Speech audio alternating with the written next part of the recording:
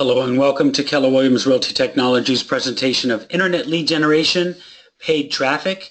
This is Kevin Weber, Keller Williams Corporate Technology Trainer. So excited to have you all with us today.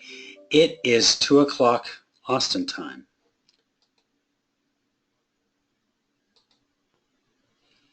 So let's start at the very beginning. What is Internet Lead Generation? And lead generation is a purposeful strategy to promote your brand and drive consumers online. And then the most important thing, it's not just getting those consumers online, it's getting the lead. As we know, technology is changing, and it's changing at an increasingly rapid pace. We can't categorize buyers and sellers according to whether or not they use the internet.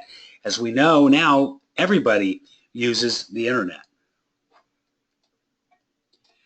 It's really a combination of strategy and your brand. Strategy and your brand that is going to help you bring that lead generation.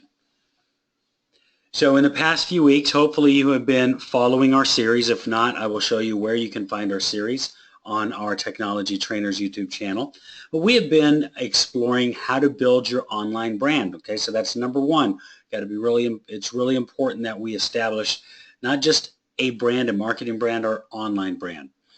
And now we're working on strategy. This is how you're going to drive traffic to that online presence or to that brand. Today we're focusing on paid advertising. Before, we've been focusing on just pure organic internet lead generation. This is paid advertising. You're spending money to promote your brand, and we're going to give you some tips on how to do it right. So let's start with search engines. Did you know that 93% of search engines of online experience begins with a search engine? So in other words, when somebody goes online looking for something, they start with a search engine. That is a tremendous amount of traffic. It's also a huge opportunity for you to reach potential clients, to reach potential customers. Now, last time we talked about search engine optimization. We talked about the changes that Google has made and how it impacts search results, and how it impacts you online. And also how to ensure that you have the right keywords to use in the content that helps promote your brand, again, through organic search results. Organic search results are those results we're not paying for, those that we're really doing work for. Now, these same guidelines are to selecting your keywords for your organic search engine optimization. We'll start calling it SEO for your SEO, or just as important when it comes to search engine advertising, or SEA. So let's review what that means. All right, we'll start with keywords. Keyword research is the simple art of better understanding the terms of your potential customers that you're using to find the products that you're selling. So what you're going to do is you want to match your content to those terms. Now, last time we discussed the long tail keyword concept. There's a few items that are really popular, there's a few items that are massively popular, and businesses ultimately closed in the long tail, or what you can call the niche markets. So the most popular phrases for your product or your services will generally add about 20% of the traffic to your website. The long tail of less common phrases will generally deliver 80% of your traffic. Does that sound familiar? The 80-20 rule, it still applies here. The Pareto rule still applies here.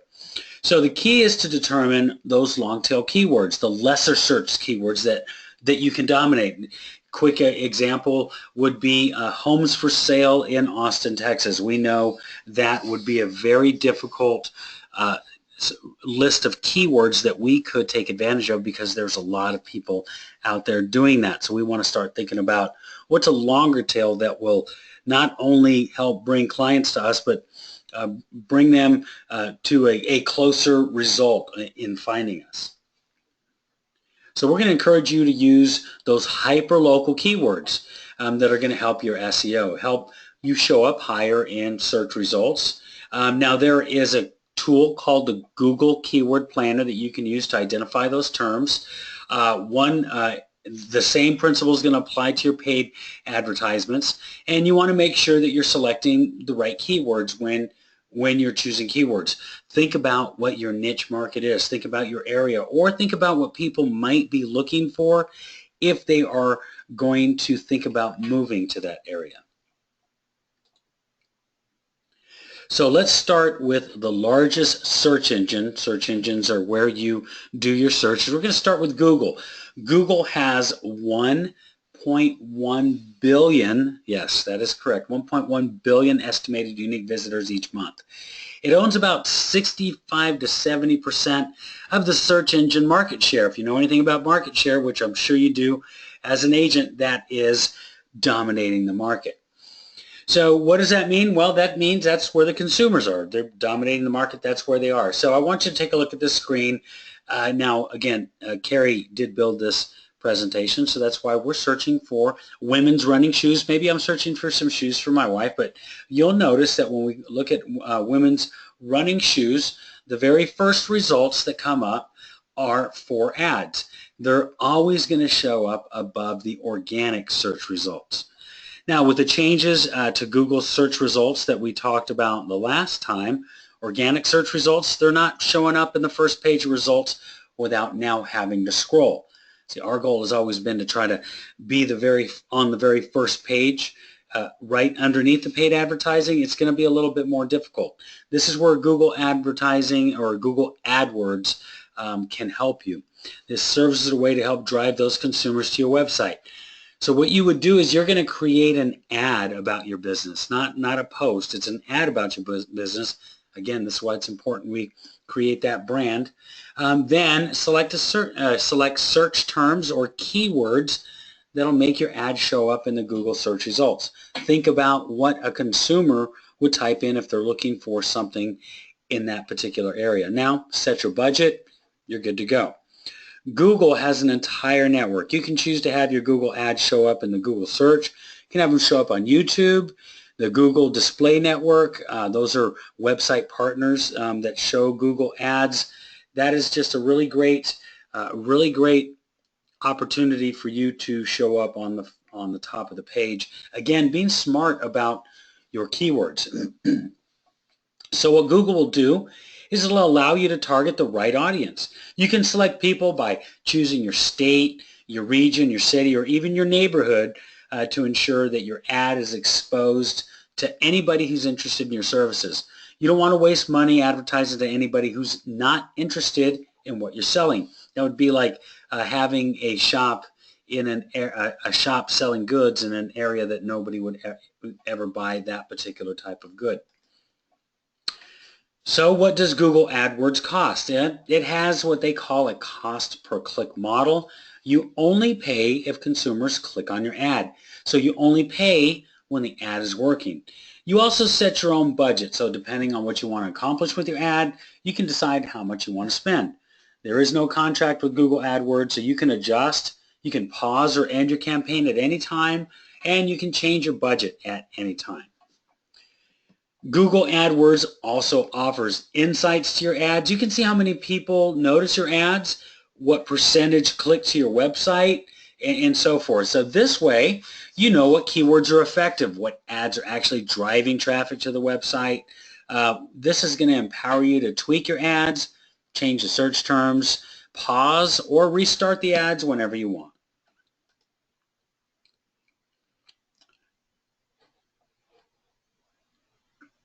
Okay, Bing is the second most visited search portal with an estimated 350 million unique monthly visitors. That's a small percentage of what Google has.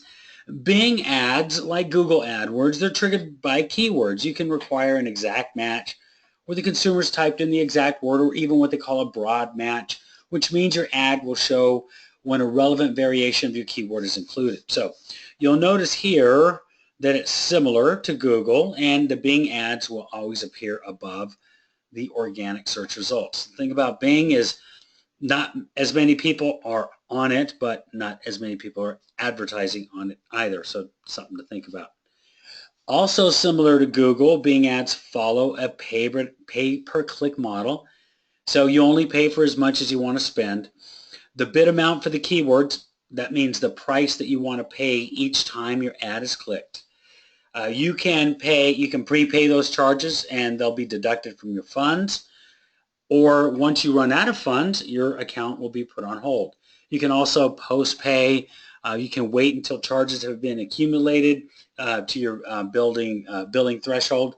There's a few other options. Again, you can work directly with this with these groups to find out what else is available. Yahoo is the third most visited search engine, 300 million. Now, they estimate that those are all, by the way, these are all monthly visitors. And similar to Google and Bing, Yahoo ads will appear above the organic search results. However, it is important to note the distinction that the link is an ad. It's not really quite as obvious as it is for Bing and Google. So you'll notice when you're looking at these, the organic search results look a lot like the regular search results, or the paid search results, I should say.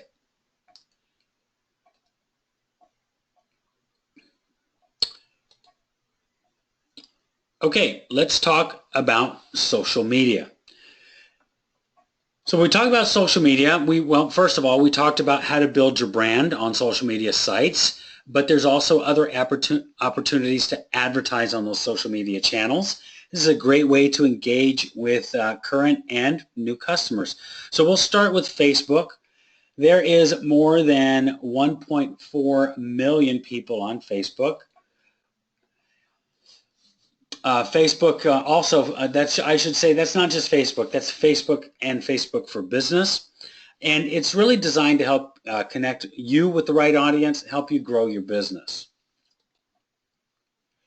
So the first thing you need to know when you're creating a Facebook ad is set your objective. That would be a good thing when setting up any ad. But campaign objectives, they're a great way for you to set the goal for your ad. In other words, what business do you want to come out of that ad? So if you're looking to drive sales or conversions, you should choose the conversion objective.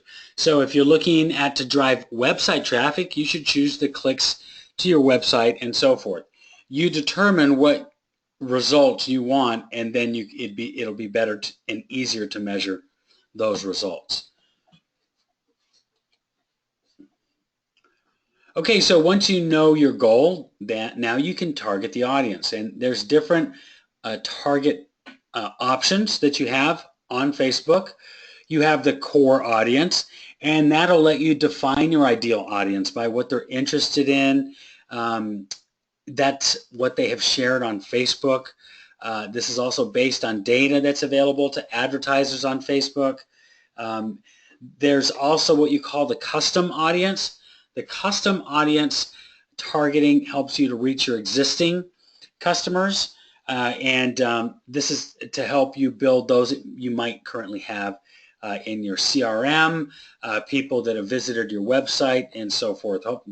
We're hoping you've collected all of that information. And then third is lookalike audience. Lookalike audiences will let you find more people who are similar to a customer profile that you care about. So you can reach new people who are going to be more interested in your business. And this can be based on custom audiences, custom fan pages, or even conversations. So yes, Facebook is collecting what you're saying, what you like, who you like. All right, so if you've set your goals and you know who to target, all that's left now is make sure you have a great ad. So what makes a great ad? Well, there's a few qualities of a great ad. One is high quality image. Make sure you're choosing great images for your Facebook ad. Images need to be high quality with engaging imagery. You want a succinct message. Try to keep your text under 90 characters, compelling headlines. You want the audience to click and learn more.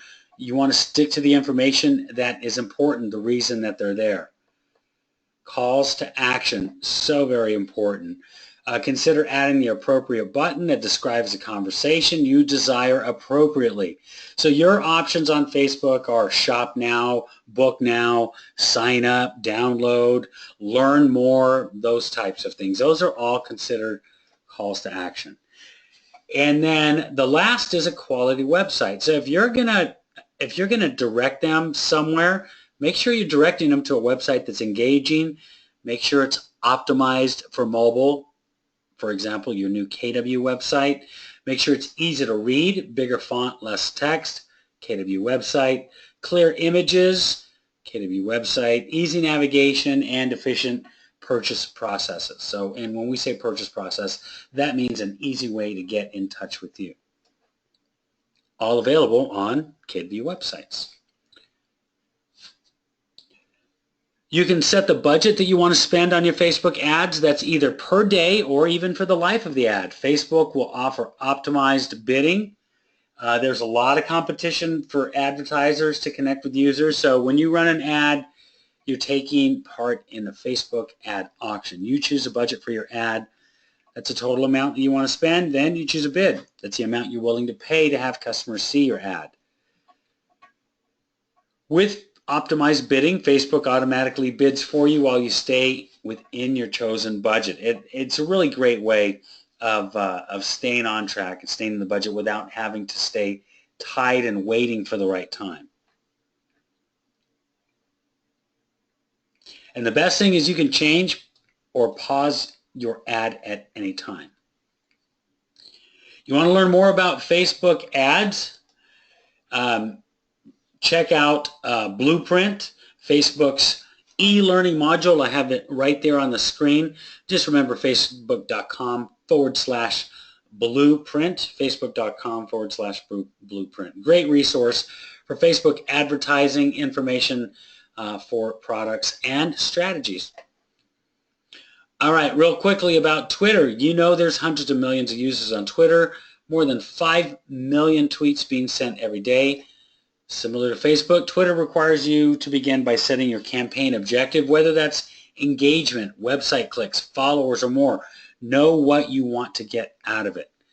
So Twitter offers two kinds of campaigns. That's promoted tweets, and those are ordinary tweets that you create and pay to reach a wider group of users or even spark engagement from your existing audience. Then you have promoted accounts. Promoted accounts suggest your account to people who don't currently follow you, but they might find your account interesting. Promoting accounts appear in multiple locations across Twitter. And then there is promoted trends. Promoted trends allows advertisers to promote time and event sensitive trends. Promoted trends appear at the top of trending topics list on Twitter, and you'll notice they are clearly marked as promoted. And similar to Facebook, Twitter ads also operate on an auction-based system.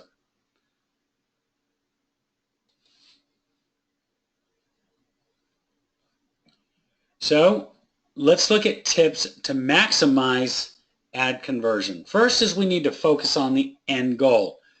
Your headline shouldn't ask a prospect what they're already searching for. As an advertiser, you should know that they're, instead of saying, need help selling your house, you tell them, I'm going to sell your house. So instead of need to help selling your house, it's I'll sell your house. So it's not quite a call to action, but it's more of a statement. The fear of missing out, using countdown timers to trigger loss aversion. I love this one. It's a really powerful method to encourage your prospects to click on your ad. Google actually made this easy with a countdown timer you can set within your text ads.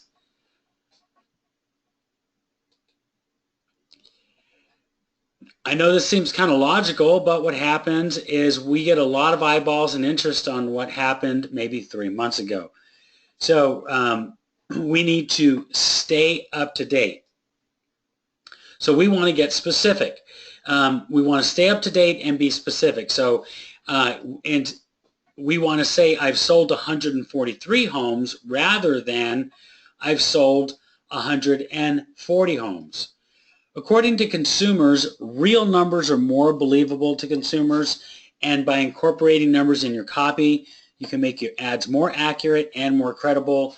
But again, remember, we have got to stay up to date.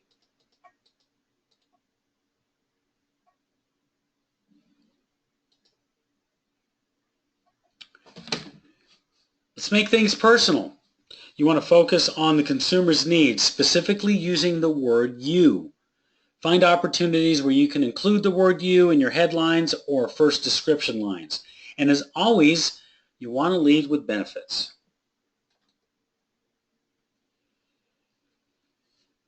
Even if you have offices in multiple areas, multiple cities, you want to show your prospects that you're right around the corner. So we really want to help them understand how local we are and what we're converting here in our local area. And did you know that having a phone number with a geographic proximity can double your conversion rate? The 800 numbers actually may be working against you, or that Google number that you purchased that was outside of your area code. All right, next month, we're going to finish our discussion on strategy. We look forward to talking with you Monday, June 13th, as we venture into the converting and closing process.